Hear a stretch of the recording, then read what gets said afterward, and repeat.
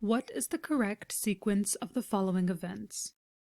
If we take a look at our choices, we can see that they all have to do with how a tick latches onto somebody. Therefore, we can start by locating where this is discussed in the text. We find this in the last paragraph.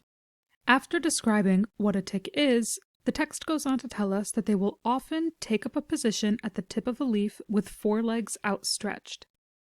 Because this is the very first step that the text outlines a tick will do, we can automatically mark off any choices that don't start with this.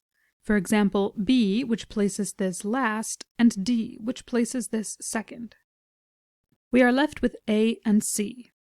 Let's continue on in the text to see what the next step the tick takes is. A tick may remain in this position for days or even weeks, waiting for an animal to pass within touching distance.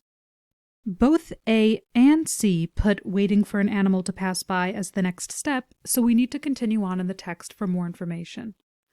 According to the text, the next step is the tick will use its claws to catch onto the fur or the clothing of a person. According to choice A, the next step is they bury their head in the skin, while according to choice C, the next step is they catch onto fur or clothing, which is what we just read in the text.